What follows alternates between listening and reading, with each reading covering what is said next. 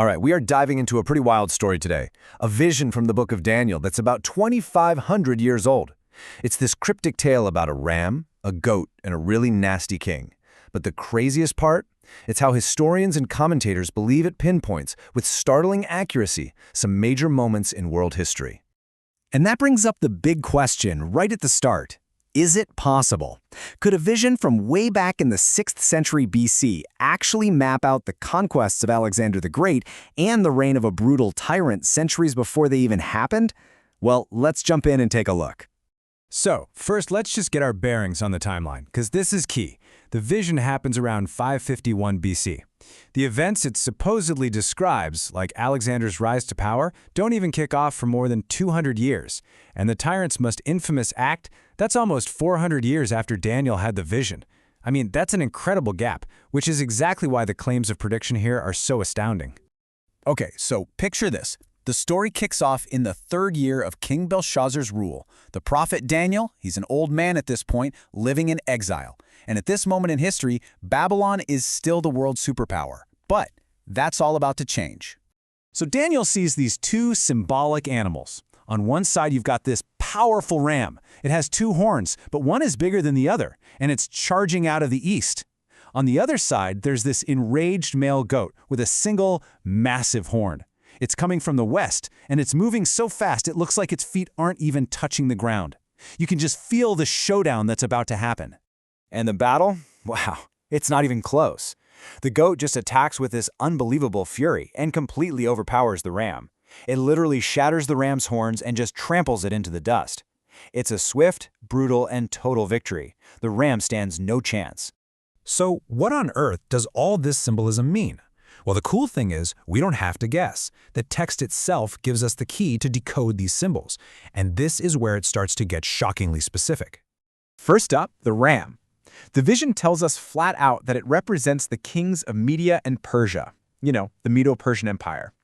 Those 2 horns are the 2 parts of the empire, and the fact that one horn grew taller than the other, that perfectly matches how Persia eventually grew to be way more powerful than its partner, Media.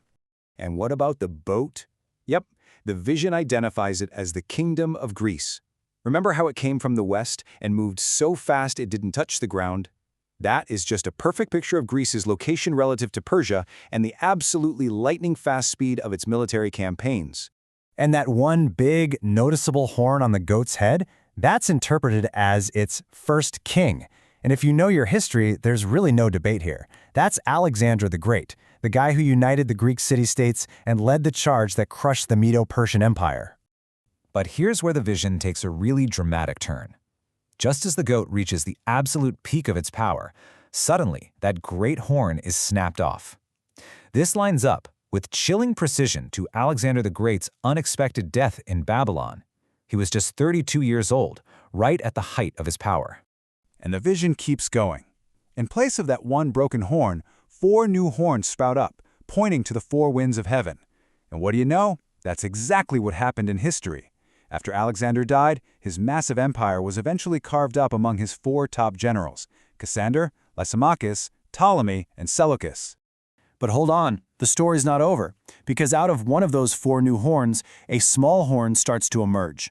This new character starts off small, but it grows to become the main villain of the entire vision. So who is this guy? Well, historians and theologians are pretty much in agreement that this figure points to a real person, Antiochus IV Epiphanes. He was a king from the Seleucid dynasty. That's the branch of Alexander's old empire that was in the east. And he ruled from 175 to 164 BC. And to get a sense of this guy's ego, just look at the name he gave himself. Theos Epiphanes. That literally means God manifest. Yeah, this was not a subtle dude. He seriously considered himself a god walking around on earth. But his own subjects? They saw him a little differently. They played on his title, calling him Epimanes instead of Epiphanes. And Epimanes means the mad one.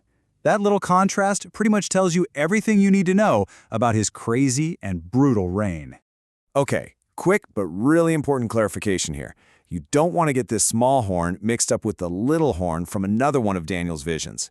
The small horn, Antiochus, is a historical figure from the Greek Empire. The other one, the little horn, is described as a future figure, an end-times tyrant from a future Roman power. So Antiochus is often seen as a historical prototype, sort of a preview of a coming attraction.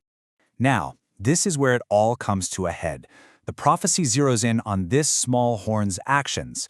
It says, he grew powerful and moved toward the beautiful land, which, in this context, is a clear reference to the land of Israel.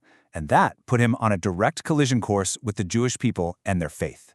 The vision lays out his crimes step by step. He attacks the host of heaven, which is understood to be the people of Israel. He lifts himself up, acting like he's a god. He forces a stop to the sacred daily sacrifices in the Jerusalem temple. He desecrates the holy sanctuary. He burns their sacred scrolls, and he outlaws Jewish customs. I mean, this was a systematic, all-out assault on an entire religion and culture. But his final act of desecration was the most shocking.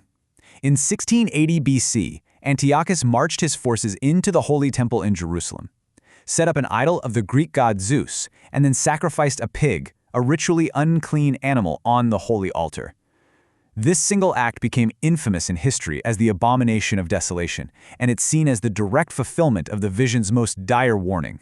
So look, whether you see this as a supernatural prophecy or just a really uncanny series of historical parallels, the story of the ram, the goat, and the small horn leaves us with a pretty deep thought to chew on.